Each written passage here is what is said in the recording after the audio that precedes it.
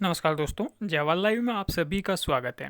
देखिए, आज की इस वीडियो में बात करने वाले हैं कि विकलांगजनों के लिए सरकारी नौकरी में कितनी छूट मिलती मिलती है। अगर आप एससी एसटी कैटेगरी से हैं तो फिर आप क्या विकलांग जो कैटेगरी है उसमें फ़ॉर्म ना भर करके आप अपनी कैटेगरी में फ़ॉर्म भर सकते हैं, और तमाम तरीके की जानकारी इस चैनल के माध्यम से आप लोगों को हम जरूर देंगे। ठीक है दोस्तों, चैनल पर नहीं है तो चैनल को सब्सक्राइब जरूर कर लीजिएगा, क्योंकि आप लोगों से संबंधित सभी तरीके की इन्फॉर्मेशन इस चैनल पर दी जाएगी, चाहे वो गवर्नमेंट जॉब से अपडेटेड हो या फिर कोई भी अन्य किसी भी तरीके की नौकरी से संबंधित इन्फॉर्मेशन हो। ठीक है दोस्तों, चलिए बात कर लेते हैं। देखिए, सबसे पहले हम बात करते हैं कि छूट कितने तक की होती है। अगर आपके पास हैंडीकैप सर्टिफिकेट है तो हैंडीकैप सर्टिफिकेट में आपको किस तरीके से छूट मिलती है। मान लीजिए किसी एग्ज़ाम में जनरल कैटेगरी की एज 30 साल है, तो आप हैंडीकैप भी हैं, आप ओबीसी से हैं, आप एससी एसटी हैं, तो क्या आपको कुछ अलग बेनिफिट मिलेंगे? तो हाँ दोस्तों, देखिए एज में है जो है आपको अलग बेनिफिट मिलते हैं। मान लीजिए आप जो हैं यूआर कैटेगरी से हैं और आप हैंडीकैप भी हैं, और किसी उसमें नॉर्मल कैटेगरी में 30 साल एज है, जैसे मान लीजिए सीजीएल में 27 साल है, कुछ 32 साल है, तो इस तरीके से। तो जितनी उसकी मिनिमम एज है ना, जैसे सीजीएल में 27 है, और कोई जर्नल और ईडब्ल्यूएस का कैंडिडेट है हैंडीकैप, तो वो 10 साल की छूट उसको मिल जाएगी। यानी कि वो 37 साल तक फॉर्म भर सकता है किसी एग्ज़ाम में। नॉर्मली जर्नल की जो एज है वो 30 है, तो जर्नल का हैंडीकैप 40 साल तक भर सकता है, यानी कि उसको 10 साल की छूट मिल जाएगी। वहीं ओबीसी है अगर, तो देखिए ओबीसी जो है उसको 13 साल की छूट मिलती है। जो नॉर्मल छूट है उससे 13 साल, यानी कि 3 साल तो वैसे ओबीसी को मिलती है, प्लस 10 साल उसकी और हैंडीकैप की हो गई।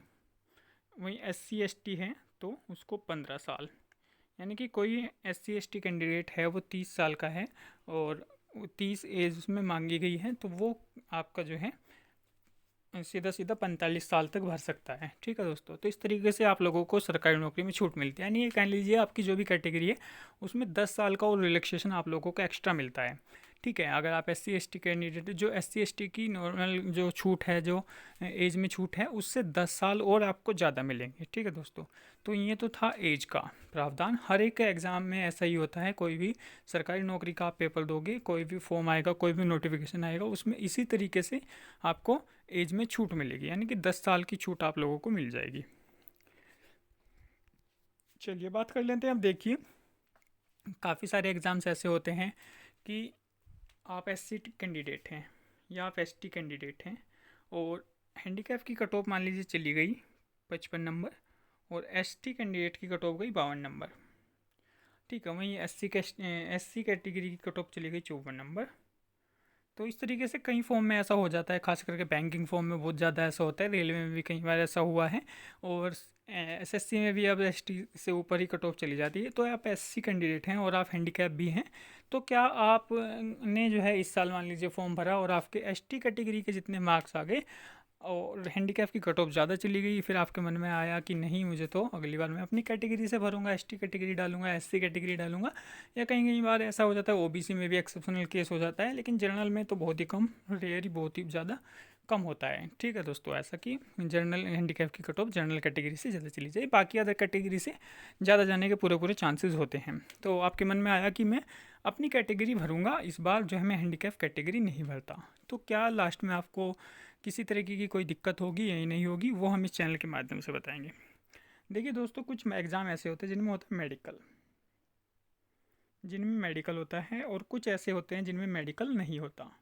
ठीक है, कुछ फॉर्म ऐसे हैं जैसे एसएससी हुआ आपका मेडिकल है, रेलवे हुआ आपका मेडिकल है, और बैंकिंग है उसमें शायद मेडिकल नहीं है, और कुछ स्टेट के जो फॉर्म होते हैं उनमें भी मेडिकल नहीं होता।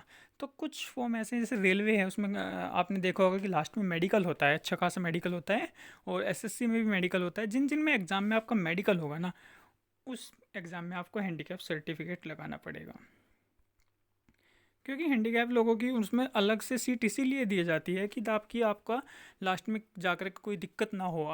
ठीक है, जैसे आपको उसी कैटेगरी के अंदर रखा जाता है कि इन लोगों को कुछ ना कुछ प्रॉब्लम है, इनके लिए दिक्कत है, और उन कैटेगरी में फिर आपका मेडिकल नहीं हो पाता वो।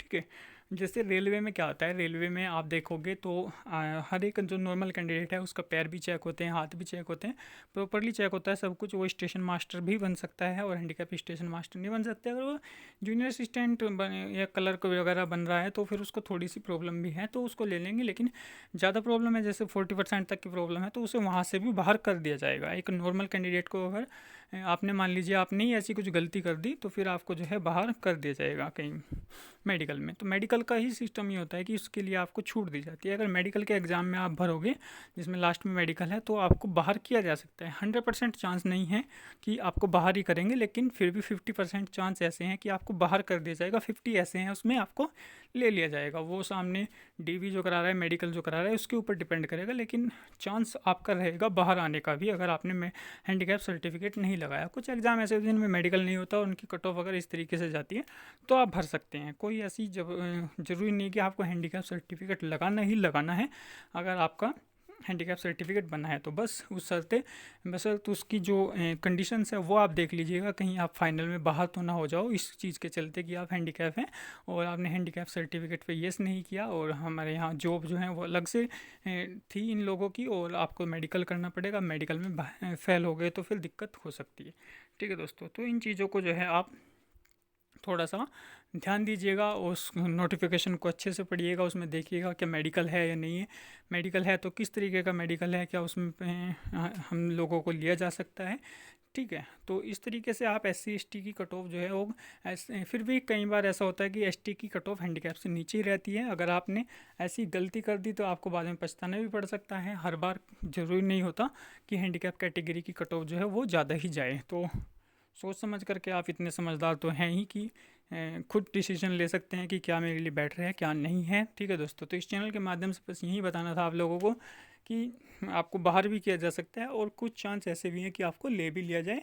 तो ऐसा ना करें, हैंडीकैप कैटेगरी को आप ध्यान में देखते हुए चीज़ों को फैसला लें।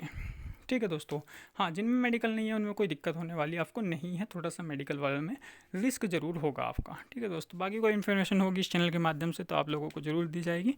चैनल पर नहीं है तो चैनल को लाइक शेयर सब्सक्राइब जरूर कर दीजिएगा। धन्यवाद।